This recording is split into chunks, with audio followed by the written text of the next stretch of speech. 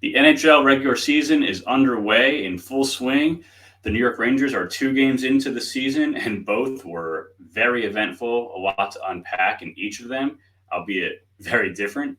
So the first one, about as good a game as you could ask for the Rangers on the road against the Pittsburgh Penguins Wednesday night in the season opener for both clubs.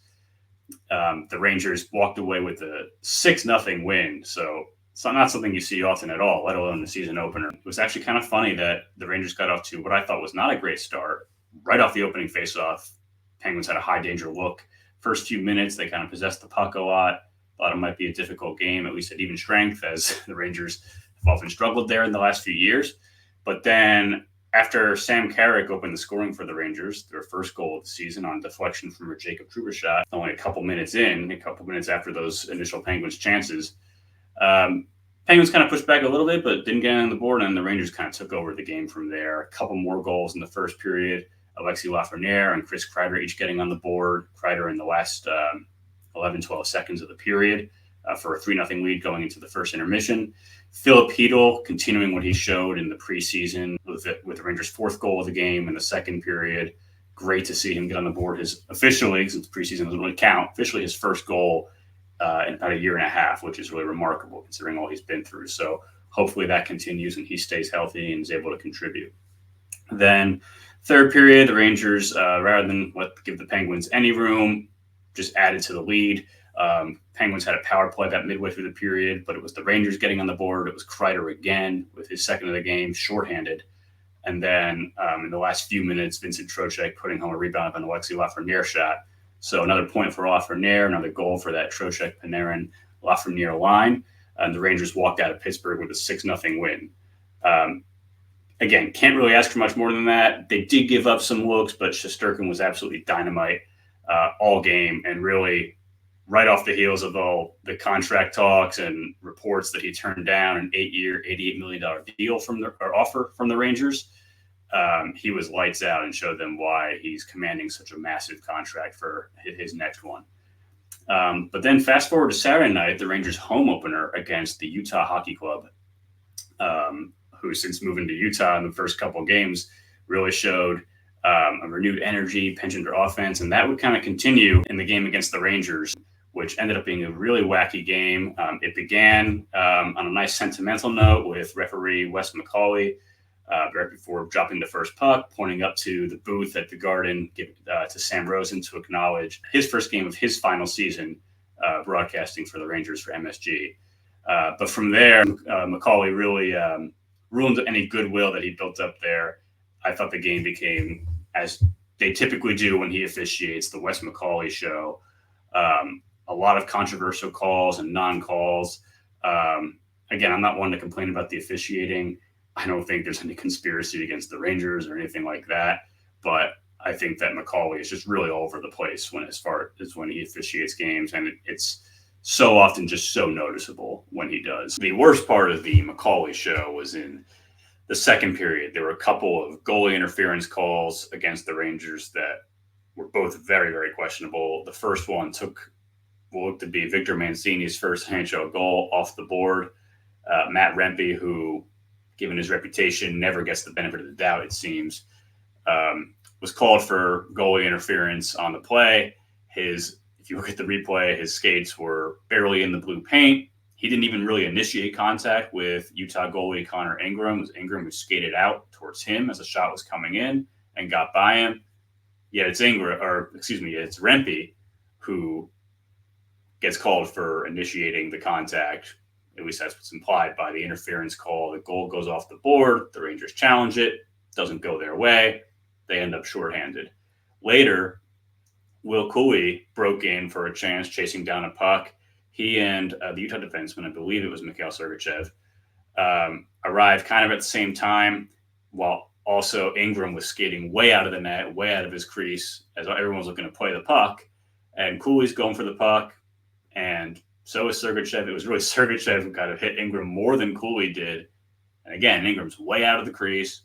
Cooley's just going for the puck. That's as much his right to do in that situation as it is anyone else's. And yet it's Cooley who gets called for goalie interference as a penalty. And then later on, the Rangers take another penalty during that power play. They kill off the 5-on-3, but Utah scores before that last 5-on-4 expired. Again, stuff like that makes a big difference in the game. Like I said, not one to normally complain about officiating, but when it's that egregious, that noticeable, it's worth calling out, and obviously a bad break for the Rangers. Beyond that, though, the Rangers were pretty sloppy throughout the night. As head coach Peter Laviolette said, they were just a step behind all night, just couldn't, at least in terms of chasing the game, they could never really get over the hump and get that lead. But offensively, what's encouraging to see is the Rangers are generating a lot of chances. But on the other side of the puck, even though they're actually controlling the share of chances in both games, at least per natural stat trick, they're still giving up, as Laviolette would say again, some loud ones. And unlike the opening night game in Pittsburgh, this time Shesterkin was not able to stop all of those. In fact, he had a couple goals that were really below standard for him. I think especially that fourth one for Utah to make it 4-2 in the second period. Kevin Stenlund scored from a sharp angle. That's one Shesterkin's got to have, and I'm sure he knows that. He did have some spectacular saves, including one on Ahmed Rush in overtime that saved the game for the moment, but then a minute later, the hockey club won anyway. So certainly he's not the sole person to blame here. If anything, it's really more the defense and giving up those chances. They can't rely on him to be as spectacular as was in Pittsburgh every night. Obviously, he should be very good, especially with the contract he's demanding. But the Rangers also need to put him in a better situation overall. But again, offensively, it was good to see because I think the past few years, the Rangers' biggest issue has been consistently generating offense at even strength. And they did so again here. Again, per natural stat trick, at 5-on-5, we see that the Rangers had 29 scoring chances and gave up 19. So that's really great stuff for them because oftentimes they're slightly on the other side of that margin. Against the Penguins, 33 scoring chances to 28, but 20-12 in the high danger. And then when I look at Stephen Valiquette's report from his analytics company for the first game, it doesn't look like his analysis from the home opener is up. But against the Penguins, for all strengths, Valiquette had the Rangers at 7.46 expected goals, which is an outrageously high number. Of course, they ended up scoring 6. The Penguins at 2.55, which is not low, but not that high either. So it really shows that maybe after that first period, the Rangers kind of settled down and really controlled the game. But in any event, coming off this Utah game, the Rangers have a lot to clean up. Again, we mentioned the bad goal by Shesterkin on the fourth one, but there were others that were really just defensive breakdowns that resulted in those loud chances. So the first goal that Utah scored in the first period, it was Jacob Trouba, who actually had a very good game against the Penguins, kind of reverting back to some of his bad habits and just moving over. So he's on the right side in a defense pair with Braden Schneider. And for no real reason, he kind of drifted over as Utah was carrying the puck into the offensive zone. He drifted over, left the whole weak side open, pass got across, no one was there to defend, goal. So that one I thought was definitely on Trouba by and large. Beyond that, in the second period, Clayton Keller's first goal of the game, it was all started by a turnover from Keandre Miller behind the net. Didn't anticipate that Alex Kerfoot behind him was there to steal the puck, gave it away pretty badly, and then Kerfoot walked out in front, found a streak in Keller. There's another goal. So a couple bad miscues there, but really the worst one was the game winner for Utah in overtime, where, again, right after Shesterkin made an absolutely spectacular save on, I believe it was Matias Michelli on that rush. Shortly after that, Keller again behind the net. Looked like the Rangers are in an okay position, but then Miller and Mika Zibanejad must have had some kind of miscommunication because both of them just kind of drifted away from the net front, completely vacated it. And Keller had all the time in the world, just walked out in front, and you can't let anyone, let alone a guy as talented as him with his hands, have that kind of time and space at the net front.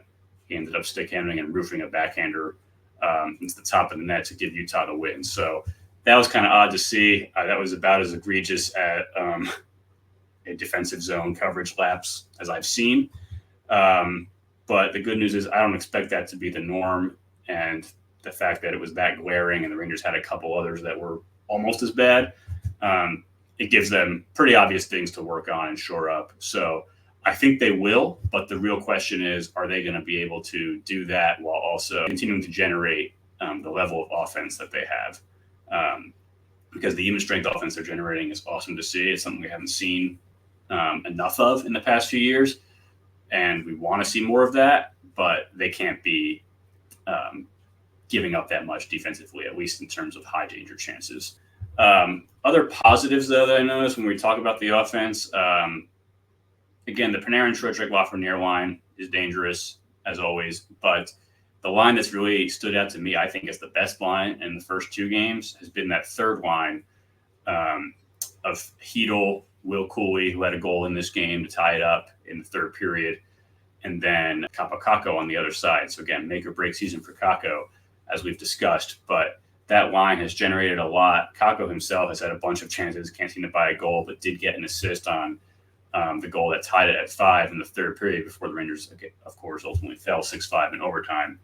But that line has been really owning the chances, owning the puck. That line's really been the Rangers' best line over the first two games. At even strength, per natural stat trick, they've generated 20 scoring chances for and only 9 against, and they've put in 4 goals. So those scoring chances, maybe not for Kakko, but they're translating to goals. So between that and the always dangerous Panarin, Trocheck, Lafreniere line, the Rangers have two, by the looks of it, again, low sample size, but the Rangers have two very dangerous lines. If they can get that Kreider's advantage at Riley Smith line going, that gives them 3 really dangerous lines. Zibanejad, of course, had a pretty rough game against Utah. Part of that big miscommunication on the winning goal for Utah. So need him to be better. He, again, had no points in this game as he did in the opener. I talked about in the season preview how they need him to be better this year, particularly at even strength, where he just, frankly, didn't score close to enough for the Rangers last year. Again, only 2 games in, but no points yet, not even on the power play. So the Rangers definitely need him going forward. But at least it's encouraging to see another line stepping up to supplement the offense that Panarin, Trocheck, Lafreniere line consistently generates. So that's about all we have for this one. The Rangers play again Monday night against the Detroit Red Wings at home, and then again Thursday night as the back end of a home-and-home at Detroit before going to Toronto for a weekend Hockey Night in Canada matchup. That should be fun. So with that, until next time, go Rangers.